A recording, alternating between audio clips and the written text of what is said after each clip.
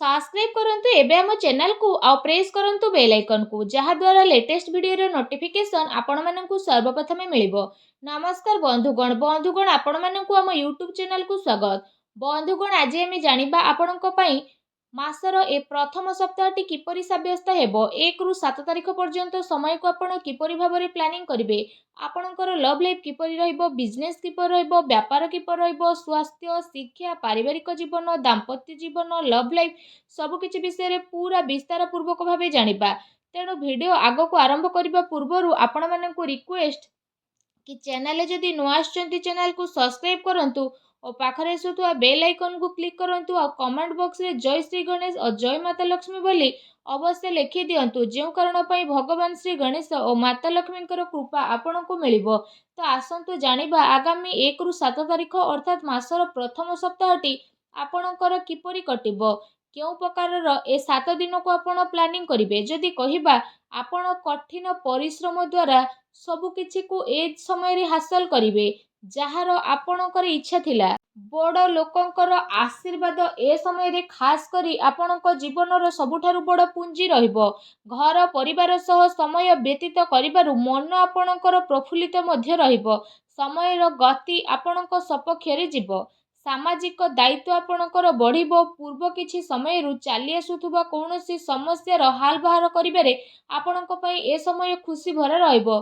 कोनोसी बड़ निवेश करिबा पई समय आपणक पई बहुत ही उत्तम भरा रहिबो।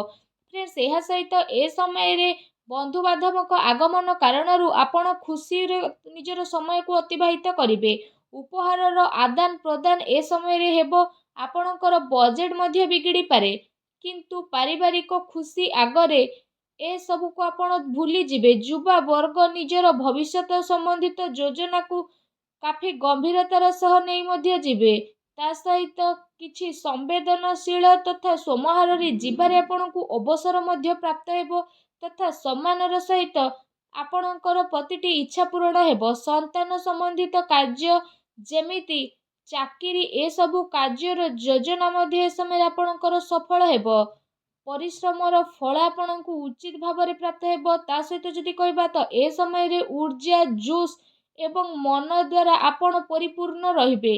पिलांक सहित खास करी धैर्य रखी आपण व्यवहार करंतु जेउ कारण पई प्रतिटी स्थिति आपणकर शुभदायक साब्यस्त हेबो। एहा सहित जदि आमे कहिबा आपण मैनेज करिवे कि आपणक सहित मनोरंजन रे आपणक समय किपरि बीतुछि। ता सहित ए समय रे परिवार सहित हर्ष उल्लास रे सहित समय को व्यतीत करिवे। केउठी ना केउठी शुभ समाचार मध्य मिलिबो। कार्य कुशलता बळ रे आपण नुआ नुआ उपलब्धि को मध्य हासिल करिवे जहार केबे आपण कल्पना करि नथिले। फ्रेंड्स एहा सहित ध्यान रे रखंतु ए सबु आपणक कार्यकलाप रे स्थिति परिवर्तन करिवो जेउ कारण पई आपणकु बहुत बड़ धरणर नुकसान रो सामना करिबाकू पड़ी पारे। सबु गतिविधि रे ध्यान केंद्रित करिबा आपणक पई अति आवश्यक रहिछि। आर्थिक जिनिस रे आपणकर परिवर्तन आसीबो। आनिथिबा धन संबंधित निवेश भाबी चिंती आपण ए दिन रे करंतु नचे असुविधा रे पड़ी पारंती कारण पैसा पुणी थरे आपणकु मिलिबा मुश्किल होई पारे। ए सप्ताह रे विद्यार्थी को तांकर प्रतियोगी परीक्षा रे अधिक ध्यान देबार अति आवश्यक रहिछि। फ्रेंड्स एहा सहित जदि कहबा ए समय रे सबु किछि ठीक रही मध्य आपणकु केउठी ना केउठी असुविधार सामना करिबा पई पड़ी पारे किंतु आपण जदि चेष्टा करिवे तो सबु को परिवर्तन करि परिवे। केवल आपणको आपणको भावना क्रोध उपरे नियंत्रण रखिबार आवश्यकता रहिछि कारण यह प्रभाव रे किछि संबंध आपणकर खराब होई पारे किंतु शीघ्र ही परिस्थिति किछि एपरि प्रतीत हेबो जेउ कारण पई स्थिति रे परिवर्तन आसीबो। घरुआ खर्चर स्थिति पई आपणको बजेट बनेबार आवश्यकता रहिछि। कोर्ट कचेरी संबंधित मामला रे किछि परिवर्तन मध्य आसी पारे। संपर्कियों सह व्यवहार करिबा समय रे आपण सावधान अवलंबन करंतु। आपणको द्वारा मुहरु एपरि किछि कथा बाहरी जिवो जेउ कारण पई आपणको संबंध खराब हेबार आशंका रहिछि। सेथि पई आपणको आपणकर राग उपरे निहाती भाबरे कंट्रोल रखिबार आवश्यकता रहिछि। काहा उपरे ए दिन रे अत्यधिक भरोसा बा विश्वास करिबा नुकसान होई पारे। ठीक हेबो कि आपण निजर निर्णय को निजे सर्वोच्च रखंतु। घरर वरिष्ठ सदस्यंकर स्वास्थ्यर ध्यान रखिबार अति आवश्यकता रहिछि। फ्रेंड्स जदि कथा आपणकर लव लाइफ विषय हेब तो ए समय पारिवारिक वातावरण रे आपसिक तालमेल रे असमंजस्य बनी रहिबो।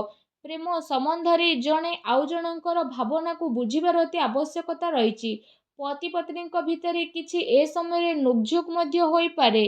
प्रसंग बदनामी ए सब आपणकर कारण बनी पारे, तेणु विचलित न होई सावधान रहंतु। ता सहित ए सप्ताह काम कार्य चलुवा शिथिलतार प्रभाव पारिवारिक जीवन उपरे पड़िबा पई दियंतु नाही। जीवन साथी तथा पिलांकर पूर्ण सहयोग ए दिन आपको प्राप्त हेबो। ता सहित ए समय पारिवारिक सुख शांति मध्य बनी रहिबो।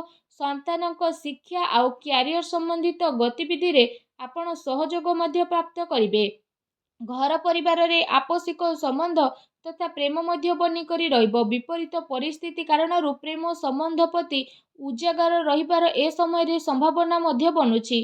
प्रेम जीवन दृष्टिकोण ए समय आपणक पई बहुत ही मिलाजुला साब्यस्त हेबा पई जाउछि।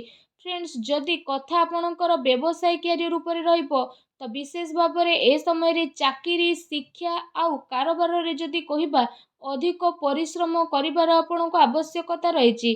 कार्य विस्तार संबंधित कौनसी भी योजना को कार्य रूप में परिणत करने पूर्व भल भाव विचार विमर्श ए सप्ताह आपण करंतु।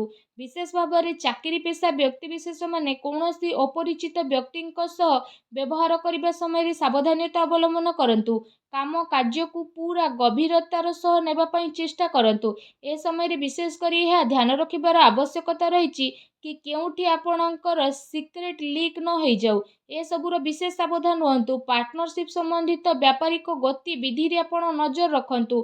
कौनसी प्रकार धोखा मध्य आपणकर होई पारे। एहा सहित फ्रेंड्स ए समय रे कार्य क्षेत्र रे क्वांटिटी चक्कर क्वालिटी सहित आदौ भी समझौता करंतु नाही, नचेत परे आपणकु बड़ धरणर प्रोब्लेम फेस करने को पड़ पारे। ए सप्ताह बड़ धरणर डील आपण हाथ जाई पारे, तेणु आपण बाणी रे तो सर्वप्रथम सावधानता रखंतु। चाकरी पेशा व्यक्ति विशेषज्ञ पई चाकरी रे बॉस उच्च अधिकारी आपणकर काम रे काफी संतुष्टि नजर आसेबे। पदोन्नतिर मध्य संभावना बनुछि।